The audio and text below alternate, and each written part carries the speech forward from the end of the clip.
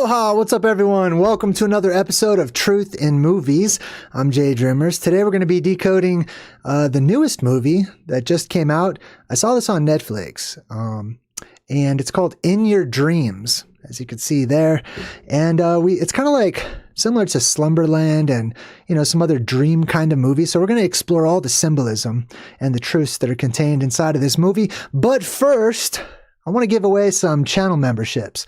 I just finished rearranging all of my playlists, and I've made all of my Omen segment available to the public. The members, the channel members, they get access to all of my on-location videos and all of my videos where I feature a guest on my channel. So if you're in the chat right now, get ready, because you got five JayDreamerZ channel memberships for free coming your way right now. So congratulations, everybody. Whoever's picking up those channel memberships. Looks like Jason Banks, Thomas Morgan, Top Guns, SZN, and Ken Hammer. And if I remember, at the middle of the presentation, I'll give away 5 more. So let's go ahead and start today's presentation of In Your Dreams. It's a children's movie. It's actually very good. I recommend it if you have children. Now, it's brought to you by Cuckoo Studios. This is very interesting to me. I've talked about this many times on my channel. The symbolism of the k sound, right? Like as in chicken or chocolate or cocoa or cuckoo, etc. Right? So let's see what the symbolism of this is. It's actually 2 ancient letters. It's the letter het. Twice, 2 times in a row. This is how it was drawn in the ancient world. As you can see, it's sort of like 3 beams that shoot up from the ground to the sky.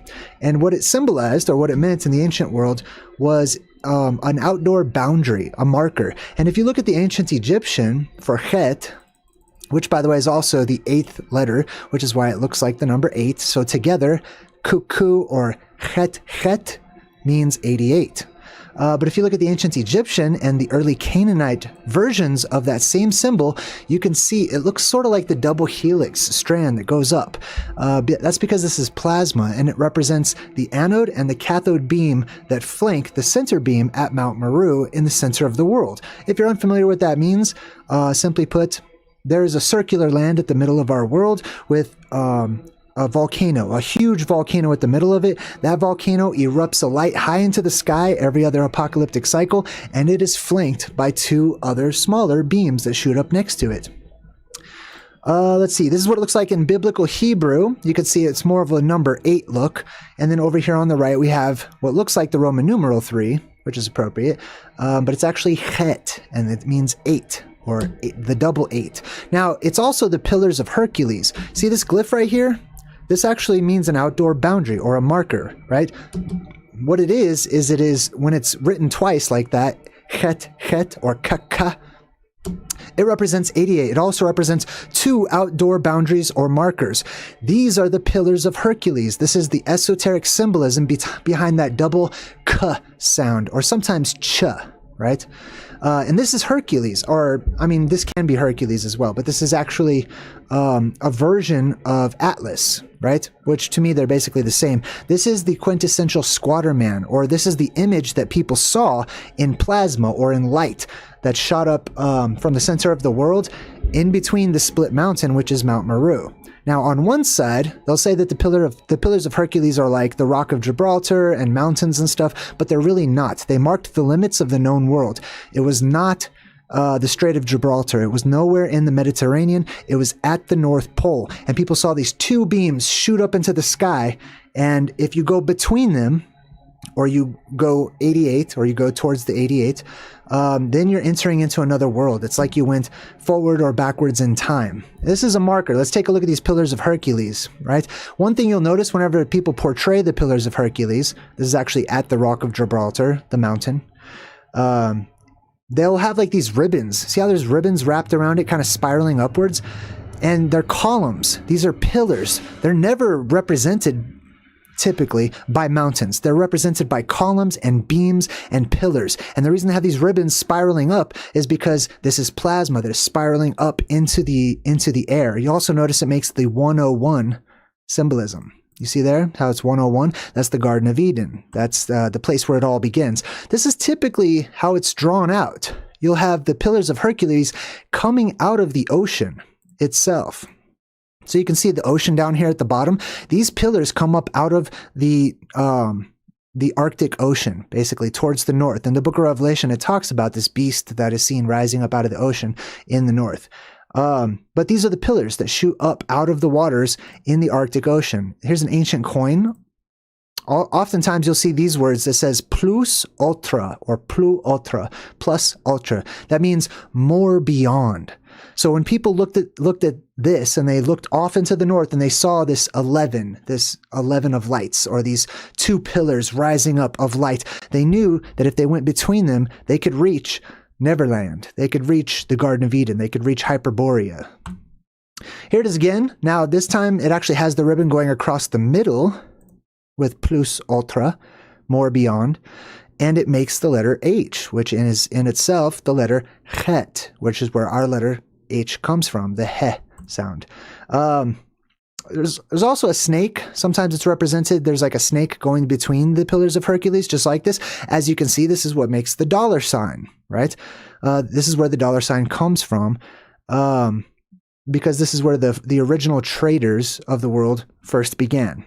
After they left the Garden of Eden, they became nomadic in the Northern Hemisphere, and they were known as the traders, from the bar of bars, the pillar of pillars, the barbarians, right? Or the tree of trees, the Tartars, the Tartarians. Here we have Atlas. So let's take a look at Atlas. He's between the two pillars of Hercules, as you can see right here, right? So we have Atlas squatting over, holding up what appears to maybe be the sky, but it's clearly not the sky because the rest of the sky is all the way around it, right? This is what I call the apex dome. This is a bottom-up view, as if you were looking straight up, so they're kind of playing with the perspective here. But you know it's the apex dome because it's got all these stars inside of it. Atlas is said to hold up the sky, right? And what this is that middle pillar of plasma that shoots up whenever our world depressurizes, the atmosphere depressurizes, so does the inner Earth. All those gases rush up and they ionize and they burst out of the top and they shoot straight up into the sky as pillars and poles and beams, etc. And it's personified as a human, as a person that seems to be reaching up and holding up the sky, because that beam of light splits as it gets higher and higher up into the heavens. Now, this is interesting. Let's take a look down here. I'm going to zoom in a little bit. And if you look at this painting down here at the bottom, we have this curious figure of a man who's like resting his face on his hand and he's kind of falling asleep, it looks like. I've noticed this figure time and time again when doing my studies, especially when looking at, images from the Middle Ages, the Dark Ages, Orthodox drawings from Siberia and Russia and stuff of Jesus and the pictures that depict his life. So here's an example of one. This is the birth of Jesus in an Orthodox painting. And as you can see, if I zoom all the way out, we have the apex dome up here at the top. Let's go ahead and check it out. Now, that's the apex dome, because it's got the stars inside of it. The reason that they put the stars in the apex dome instead of in the background in the sky is because that's what casts the stars into our sky as the light from the other side passes through. Then we have this blue beam that comes up to the apex dome and originates inside of this hollowed out mountain. This is Mount Meru at the center of the world. This is the cave of saviors. This is the cave where Jesus was born in. And we also have these two flanking mountains on either side, one here, one there. That's the anode and cathode. They're their own volcanoes and they shoot up their own pillars of light, acting as witnesses to the center one. But who's this guy down here? You see this guy down here in the corner? Watch this. Check this out. I'm going to zoom down in the same corner and it's the same guy. Let's go back. Let me show you again, right? You'll start seeing this guy all over the place if you pay attention, right? Here he is down here in the corner. You see him down there? Way over there in the corner over there? Same exact guy as right here. Interesting.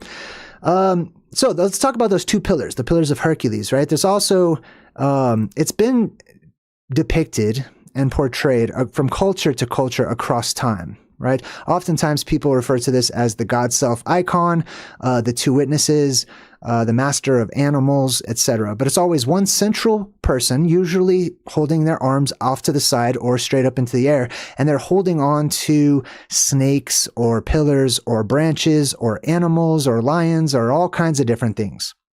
You see that? Those are the two anode and cathode mountains in the Arctic that flank either side of Hyperborea, or the Garden of Eden.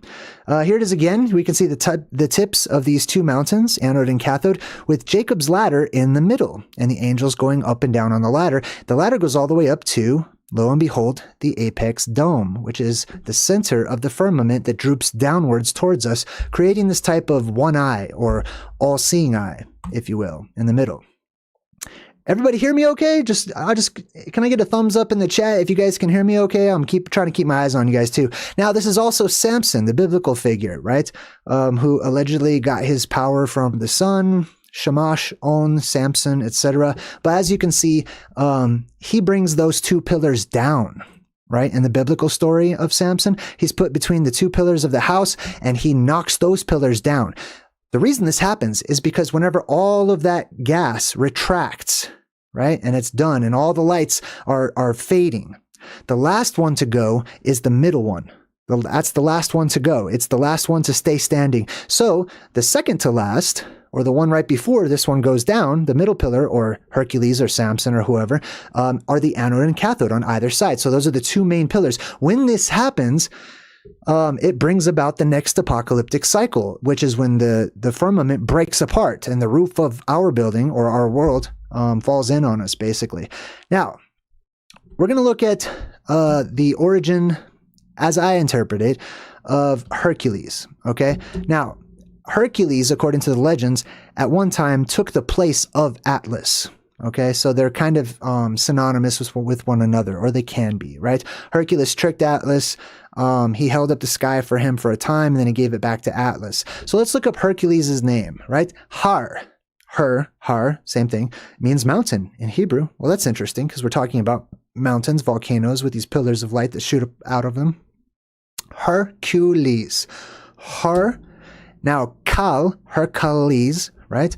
We're going to jump over to Old Norse. Now, it's not just Old Norse. All languages are related to one another. They all have an origin. They all trace back to an original language. So I don't mind using the Old Norse and the Hebrew with one another. Now, Kal in Old Norse, or even in Greek, implies a stem or a stalk. You see that? A stem or a stalk. Har, Kal, or kol, or kel, however you want to pronounce it. The vowels are not so important. So mountain, pole, mountain, and then is, which is actually oz. Now, if we look at oz in Hebrew, it means strong or strength, right? The strong pole that comes out of the mountain, Hercules. Interesting. Kal in Hebrew, if you want to stick with Hebrew the whole way, means the voice of God. So instead of saying the strong pole of the mountain, you could interpret it completely in Hebrew as saying the strong mountain with the voice, or the strong voice of the mountain, or the mighty voice of the mountain. Why is this? If we're talking about Rupus Nigra, if we're talking about Mount Meru that has this beam of plasma, this Jacob's ladder that shoots up out of it, it vibrates, it makes a sound, and it becomes the quintessential singing sword, because that beam of light is seen as Excalibur and basically every magical sword. So it sings, the mountain sings, it vibrates, and it creates an audible sound. So the anode, the cathode, the chet, kaka, kuku, keke, however you want to pronounce it, the vowels are not important. These are the two witnesses in the book of Revelation, which I've also decoded. It's here on my channel. They act as two lampstands, two trees, etc. That's because they're lights, right? And as you can see, they actually put New Jerusalem right here in the middle, or the city of Jerusalem right there in the middle, which is appropriate. But they act as the two witnesses. They're also the positive and the negative thief that hang on either side of Jesus on the cross. But this is where it comes from, is this land at the North Pole. This is Mercator's map of the Arctic. And you can see that it's a circular land, cross-sectioned, right, by these different rivers. We can see one of the anode and cathode mountains if we look all the way up at the top up here. Mercator actually put one of them up here on his map, and it's this mountain sticking up out of the ocean here with a circle inside of it, which implies it has an opening in the top of it, which means it's a volcano. Interesting. All right, so let's jump into the movie. We have our main character, this girl right here.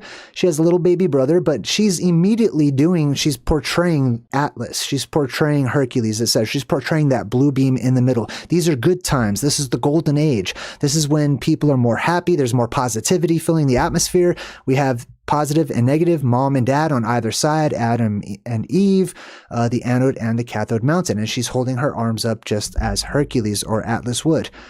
And she says everything is perfect. So this is how the movie begins. Until disaster. So, disaster. So if she represents Atlas, then we should see the house fall apart. We should see it breaking apart, right? Now, she's actually dreaming right now. And she looks up and she sees there's this storm that brews right above her with an opening directly above her. And it's raining these pacifiers because it's a dream, right? So pacification, which means to be silent. So whenever our atmosphere depressurizes, it creates basically a vacuum in our world and it makes it quiet.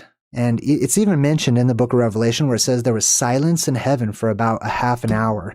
Now, as she continues to dream, the house did indeed break apart. Immediately after the house breaks apart and we have this portrayal of atmospheric depressurization, everything starts to float. The mom, the dad, her baby brother all float up into the air after the house is broken. And then in the background, we see this huge wave rising up.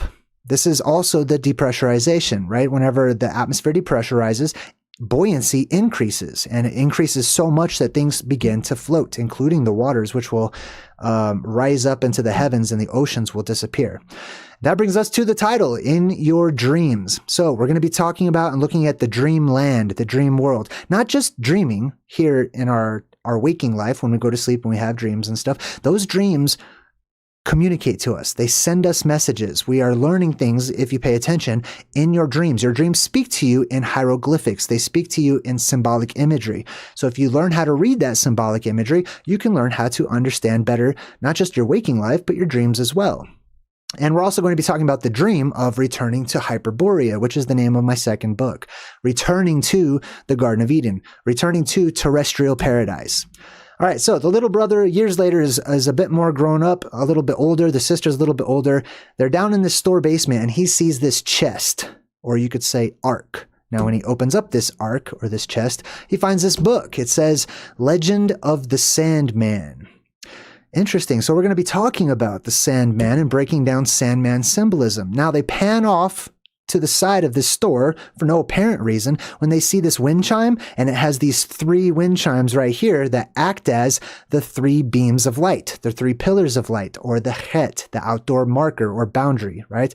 Anode, cathode, and Mount Meru, pillars of Hercules and Hercules, or Atlas, if you will, right? They even put all those lamps in the background to convey to you that that's what the symbolic imagery implies. So immediately after they do that, there's some crackling and fizzing, and the lights go out. So if they were representing the world that we live in, our lights will go out. The sun will go out, the moon will go out, the stars will refuse to give their light. But immediately after that, we will see the Sandman. We will see the neon lights appear first, which is represented by this jukebox that turns on, and it starts to play the song, Mr. Sandman, bring me a dream, right? Now, here's another thumbnail from a different movie that features the Sandman in another children's movie. As you can see, he's right there in the middle, and he's holding his arms out in this sort of Atlas pose, and he's flanked by these 2 mountains on either side, the anode and the cathode mountains. Here's another version of the Sandman holding his arms up, doing the Atlas pose. But what does a Sandman, a man made of sand, have to do with the apocalypse, right? Here's what it has to do with the apocalypse. When we have atmospheric depressurization, and people and the apocalypse happens, all the lights go off. The first light people see is the neon light, which is the beam, the pillar that shoots up out of that plasma volcano. And because the atmosphere has just depressurized, it creates a low pressure system the world across, which means a worldwide storm, which will blow everything from the surface up into the air, including all of the dust and debris and sand and many other things. So it's going to create a large sandstorm as well, blowing and pushing sand across the world. So people that look to the north will see this figure, this sort of stick figure that's holding its arms up in the Atlas pose, and he brings all of this sand and blows sand everywhere, and then suddenly the world becomes dreamlike.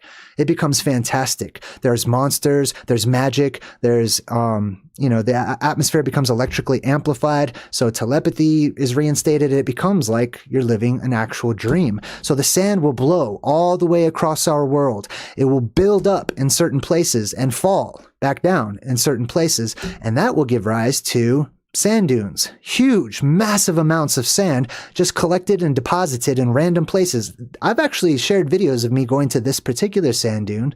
This is the Great Sand Dunes here in the Colorado Rockies, if you can believe that. The Rocky Mountains have massive sand dunes. As a matter of fact, this is how big they are. You see these people down here at the bottom?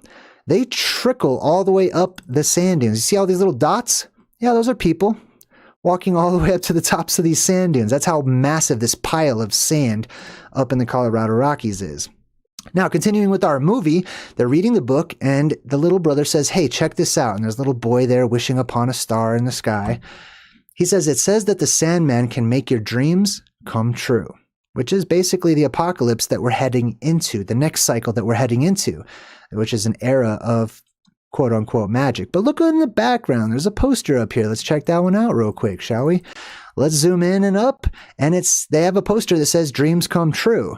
And there's some kind of a mountain and a figure standing on that mountain. I don't know how far I can zoom in here, but if we look at the picture, the figure, they've put some kind of picture on top of it, but you can see the arms are up. Well, it's kind of hard to see, I guess, right there, but you can see the figure has like a Y shape, right? That Y shape in ancient times was actually the letter Vav, or number 6, right? So if you have 3 of these beams, anode, cathode, and Mount Meru, shooting up into the sky, they look like tent pegs, right, that are connecting the canopy above us, which is the firmament, to the earth. These are the place of the crucifixion, which is the 6, the 6, and the 6. I know a lot of people have different theories on the 666 and stuff, but that's mine. All right, so next up, we see a picture of the Sandman in this book that they're reading. Let's zoom into his face so we can see if we can find any of the Squatter Man symbolism. I do see this right here. We have the legs acting as the mustache. We have the beam itself acting as the nose, and then splitting up at the top as if it's spreading its wings or something is the eyebrows. All right, this is the blue beam at the middle of the world that comes up out of Mount Meru. Now, whenever this dense plasma focus beam shoots up into the sky, it naturally creates a toroidal field, and it has like it's called plasma instabilities, but basically it looks like there's an eye on either side. Okay, I'll show you a picture of what I mean here. Big shout out to Electric Gnosis. I was over on his channel, so thank you for inviting me. Appreciate you. He posted this on his Instagram, and it features a perfect example of what we're looking at here in the movie. So in the movie, this is the Sandman. That's his face. This is real life. These are actual carvings, and you can see this from petroglyphs to cave paintings to, statues and stuff, where people have seen that. People interpret this beam of energy, this beam of light, in different ways. Some people see the face of an owl. Some people see a stick figure person standing up. Some people see Father Time's face, or the face of Janus, the two-faced god, looking one way and the other way. But here it is right here, plain as day. You can see it there, and you can see it there. You can see it over here in this statue, right? The legs of the Squatter Man, the legs of Hercules, bowing his legs down, holding up the sky. And then under his armpits, those little toroidal instabilities, or those plasma instabilities, right? Which is interesting too, that they're right below the armpits, because according to Norse mythology, creation, parts of creation actually came out of the armpits of Ymir, which is like this giant who basically created our world, this titan that created our world in ancient times. Here you can see we're still on the same Instagram page.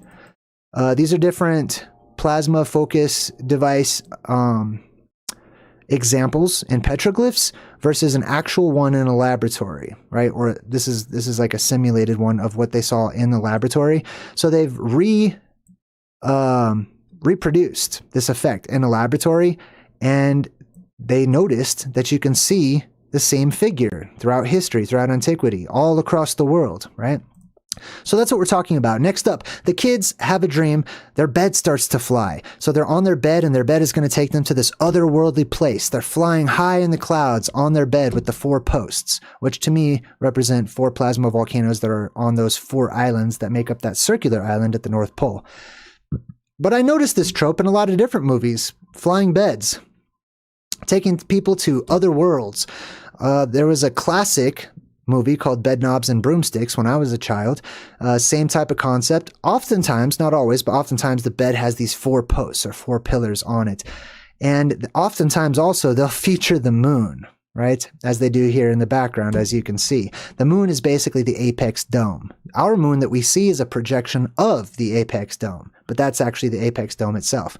Here's Nemo in Slumberland. Right? We also decoded the actual live action movie Slumberland, where they rode the bed, flew through the sky on the bed, and they ended up basically at the North Pole. Another type of this is seen in Return to Oz, which we've also decoded, where they take this flying couch bed type thing, and they end up in this cold frozen region and where they have to like battle this mountain or whatever, right? So there's the flying bed in Return to Oz, but in the original what is it called? Oz movie. The hell's the name of that movie? Oz. Dorothy. What's the name of the movie? I just forgot it. Sorry, I have a lot of things packed into my head and some stuff spilling out right now. The name of the movie is freaking not Oz. What is this? What is the name of this? Wizard of Oz. Thank you. That was Sliff. Sliff, thank you in the chat. Yeah, the Wizard of Oz. In the original Wizard of Oz, Dorothy, her whole journey begins when she gets into her bed or she falls. She gets a concussion or whatever. So she's taken to another place. She gets sucked up into the tornado or this world storm up into the sky. So they're flying through and they start seeing these little lights blinking and floating all around them, right? You might just think, oh, it's just a beautiful made up thing for a fairy tale children's movie. But in reality, these little blinky lights exist above the clouds, just above the clouds. It's called the transient luminous event, right? And these are different types of transient luminous events, aka plasma or lightning, you could say, right? Way high up in the sky, we've got elves, which are these halos. This is where the halo symbolism comes from. Sprites, red sprites, which to me are the covering cherubs, and I've done videos on that.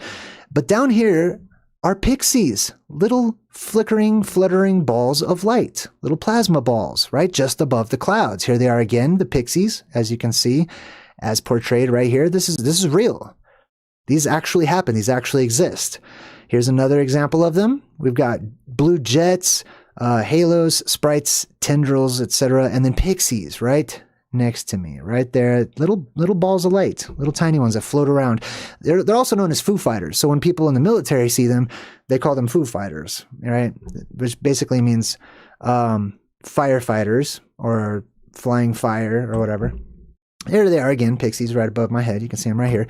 So they see this in the movie. Now, as they're looking around, they see this sort of glow in the clouds. And it's the Sandman. And he says, "Find me," right?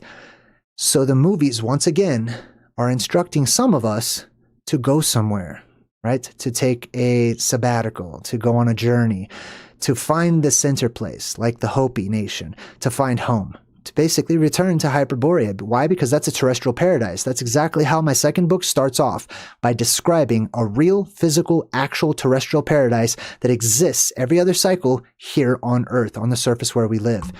And if you make it there, life's going to be pretty peachy for you. He says, "Find me and all of your dreams will come true."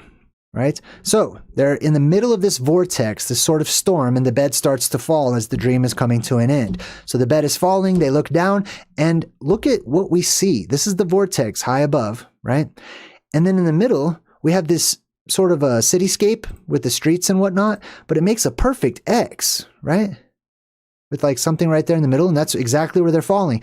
This is why the fallen ones, the Nephilim, the fallen angels, whoever, it doesn't matter, aliens, could be whatever you want. This is where they land, at the mountain of the meeting, or the mountain of the meeting place. It's where all of the gods meet. It's where the angels land on the mountain, right? Because this on the map, there would be a mountain right there in the middle, right? It's the 4 rivers of paradise. This is it, basically, right? So this is this.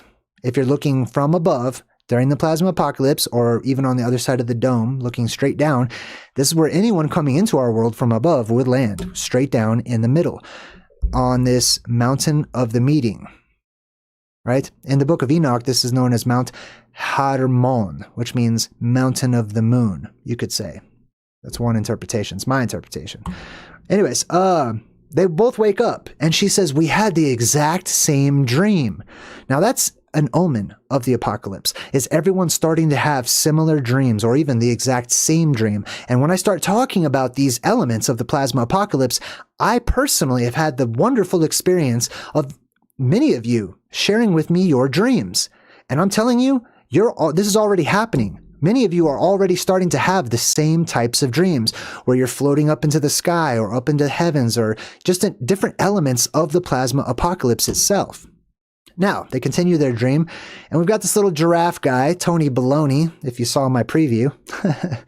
He's got one eyeball. One of his eyes is missing. It's not just because he's a cute old plush toy or whatever. It's the one eye symbolism. Anytime you see one eye symbolism, it represents the apex dome, which is that one eye that hangs down from the firmament.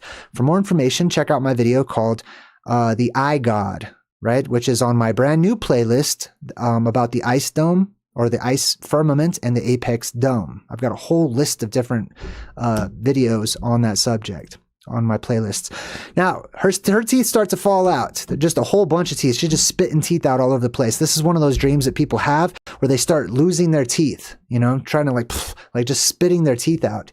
One of the reasons that this could be, especially if our dreams are being prophetic, is radiation. Actually. Okay. So there's a lot of radiation in the time to come in different places, you know, depending on where you are. And radiation can cause people's teeth to fall out.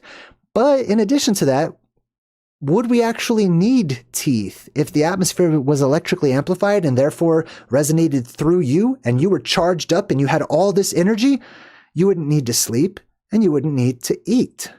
And therefore, you wouldn't need to go to the bathroom, right? You wouldn't need toilets and stuff like that.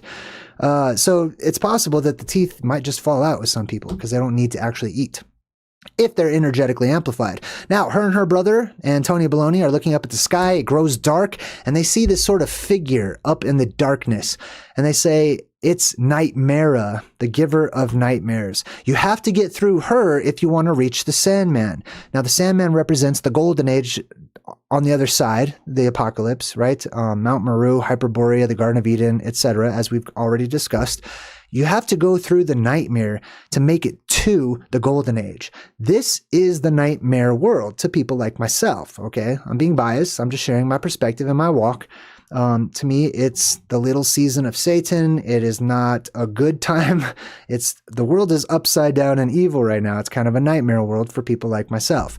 The world to come might be a nightmare for many people who are just naturally evil in the world today, you know, because it's going to be a strange place. They'd rather live in the comfort of the modern world with all of our technology and stuff. Now, all of these little fruits and veggies in this little town of their dreams, we got pancakes, all these breakfast foods and stuff, eggs and stuff. They all start running in this town. They're running away from this nightmare that's happening. They represent people, okay? Every single one of these, they just represent all the different types of people on the world today. The apocalypse is happening, and it's coming. So they all start taking off and running, not knowing where they're going to run away from the apocalypse to. But then they turn into zombies. So there's like a French toast zombie right here. And we've got donut zombies, pancake zombies, avocado zombies. This is a part of the plasma apocalypse, okay? And it's in the Bible, okay? This is all over the place if you actually bother to look instead of just chalking up zombies to being fiction and not real. It is real, okay? The dead will come back to life. There is so much energy during this time that comes up through the cracks and crevices of the earth as those gases ionize and blast through the surface. And then cosmic plasma, as the dome cracks open, will descend from above. And then when the dome seals itself back off, and we have a closed system in this world once more, there's going to be so much energy. I call this the time of no death. This is where things cannot die. It's near impossible for anything to die. It's been referred to in Islam It's been referred to in the Bible, like during Jesus' crucifixion, says that the dead, right, the bodies of the dead saints rose and walked around and spoke to people and stuff. There will be zombies, okay? And the main place, also, there's a place called the necropolis, and traditionally it's inside of the earth. It's in Hades or Sheol or whatever. That's why people associate it with hell. But anyways, the main place where these souls or this energy collects is at the center of the world, the heart of the world, which is at the North Pole, in the center of our world. They continue reading this book, and they're talking about being linked mentally to one another, cyclically linked. This is the introduction or the reintroduction, I should say, of the one world language known as telepathy, which is, in my opinion, the one world language where you can speak to animals, plants, they speak back to you, people can hear one another's thoughts, they know what's on the minds of other people, and it comes back. Now, they're starting to run as they're having these nightmares.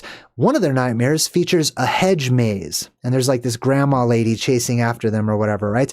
The hedge maze is a part of that map that I showed you. Remember that circular island? Well, that island is a valley, and all the way around are these gigantic mountains that just shoot straight up, but they're not mountains that we're used to. They're actually a type of basalt pillars that act as walls. These are the walls of Eden, and they go on for miles, and you have to, if you go through them, it's a maze. Okay, you actually have to like squeeze through cracks and crevices between these walls, these basalt pillars and stuff. And this is also featured in many different movies. Now, the closer you get towards the end of the maze, the more these pillars, these basalt pillars and stuff, they're going to start growing moss and vines and things like that, because immediately on the other side of that wall is a forest, which is typically portrayed as like a magical forest or something. Overgrown, extremely lush, gigantic plants and stuff like that. This is from The Shining, right? So it features the hedge maze in The Shining. It features the hedge maze in the movie The Labyrinth, along with obelisks and other things. The walls of Eden on the other side. You can see the labyrinth entrance right over here. Boom. This is an older movie from the 40s that also features it. The movie Maze Runner features a type of hedge maze where you can see the walls are overgrown, you know, with some types of plants and stuff. Alice in Wonderland features the hedge maze as she's trying to find her way to the center. And then we get back to the movie, and suddenly they're having this dream where they're pirates out on the sea. I've talked about the pirate symbolism and why pirate symbolism is shown to children so much when it typically involves a lot of adult content. You know what I mean? Which is really strange that they mix those two things together. But in short, I explain this all in my second book, Return to Hyperborea. I'll give you the gist of it. The name pirate means of the lights, or people from the lights. Okay? Pyr, or fire ot, which is just a feminine plural. Okay, so lights, and therefore by extension, the people who come from those lights, those pillars, those beams of light that shoot up from the north. The Phoenicians, they become seafaring and stuff like that too. Now, this huge fish, gigantic fish, which we would call a sea monster, shoots up out of the ocean there. And sea monsters just like this, giant fish, giant lobsters, giant crabs and stuff. Gigantism returns to this world, and it was drawn and recorded on ancient maps the world across, especially those from the Middle Ages, the Dark Ages, and on, right? It's not fictitious. It wasn't decorative or anything like that. There were actually giant sea monsters, and they marked them on the map, their known locations. Now, the little brother gets super strength in one of his dreams. This is also something that happens during the plasma apocalypse. So all of you are walking around, living your lives, exercising basically under extreme pressure of the atmosphere itself. You're holding the weight of the entire atmosphere right now. When that weight is lifted through depressurization, you'll retain that same muscular structure, right? The same muscles that you have now in a world where everything is lighter. There's less pressure, less density and stuff, but you remain as dense. So you basically get super strength. Guess where they get dropped off? In this sandy desert, right outside of the sand castle of the Sandman or whatever. And there's all these auroras all the way around them. The aurora borealis is everywhere. And she says, I think we made it, right? This is the North Pole, obviously. They don't say that in the movie, but they don't have to. All they need to do is put the aurora borealis, and those who are watching, we know where they are. They're in Oz. They're in the Emerald City. They're in the green area. Now, they're actually in the desert, which means they're just outside of it, okay? Because if all of the ocean water gets sucked up and removed, then the Arctic becomes like sandy and muddy, and when the mud dries, it'll just be a desert, right? All right, so then they start floating all the way up to this city in the sky that is also floating. Now, this is the floating castle symbolism. This is the floating city symbolism.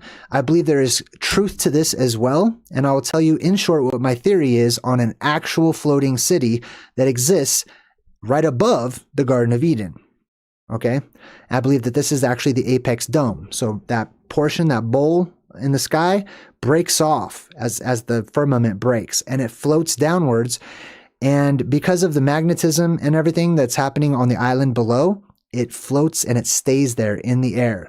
So whenever the atmosphere depressurizes, everything gets sucked up, but then everything slowly comes back down. So this isn't going to like fall straight down at free fall speeds. This is going to slowly float down, and then it's actually going to levitate right above the Garden of Eden as this sort of Asgard or floating city in the sky.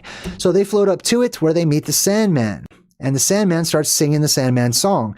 A part of that song, I think I mentioned this in my decoding of Back to the Future when he goes back to 1955.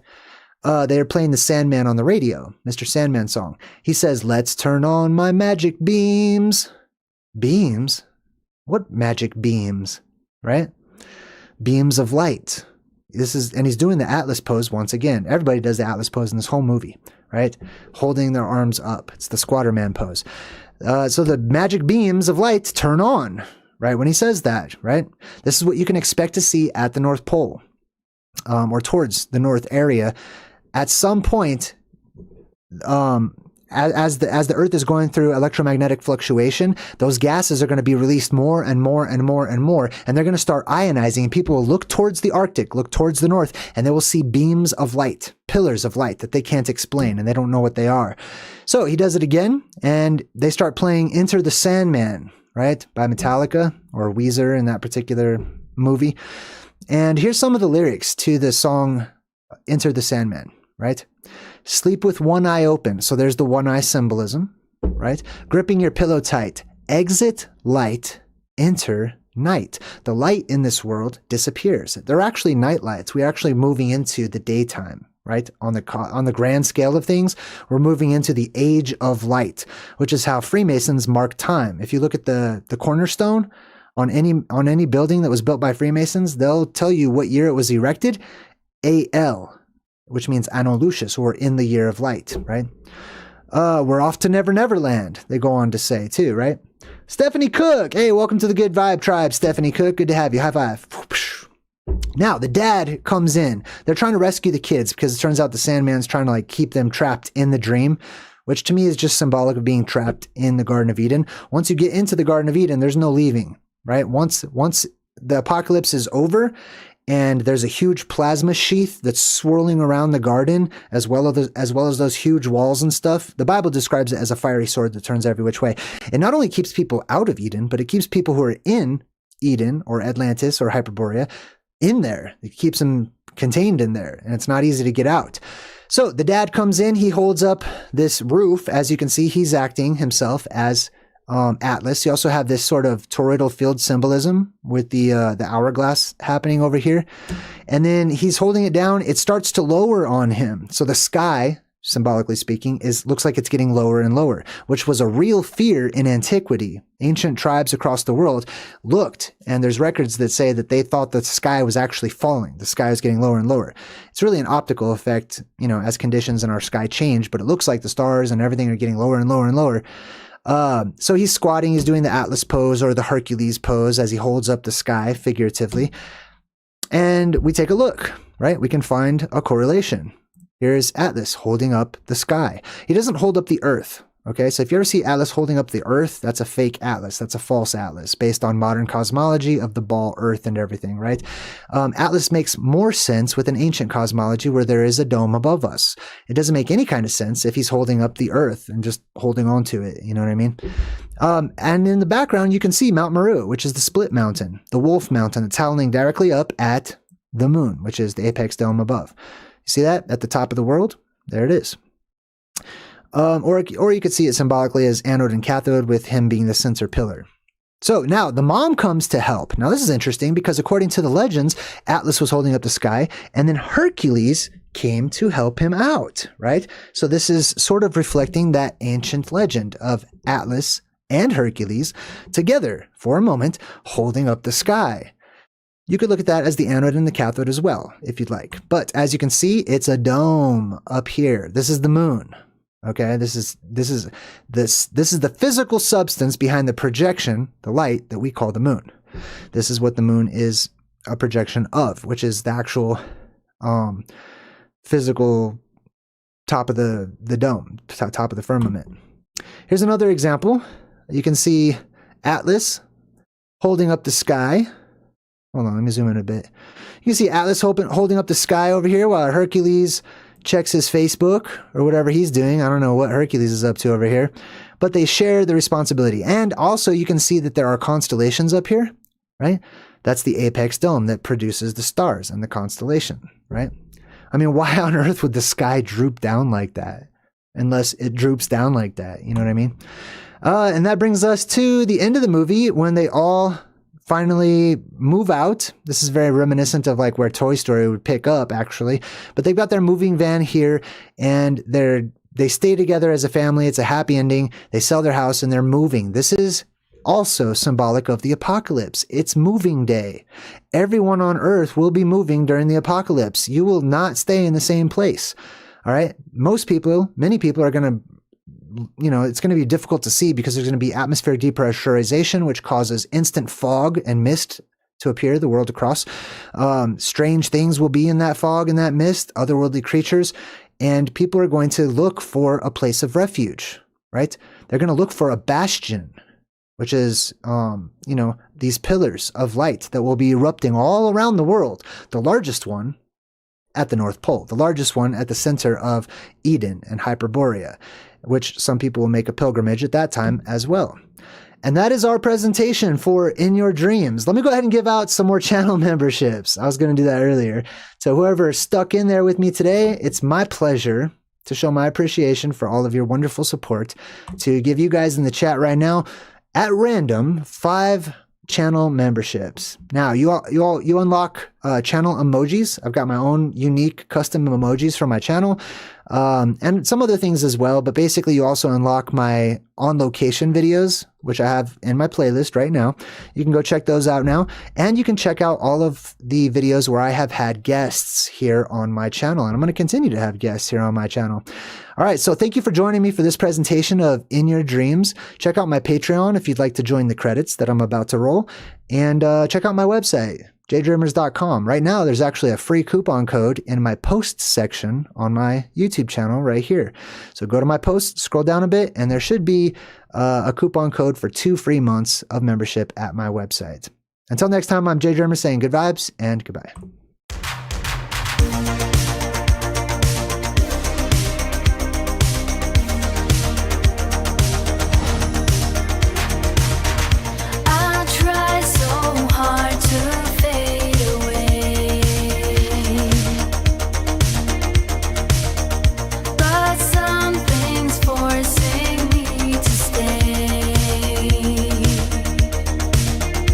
It'd be easier for me if I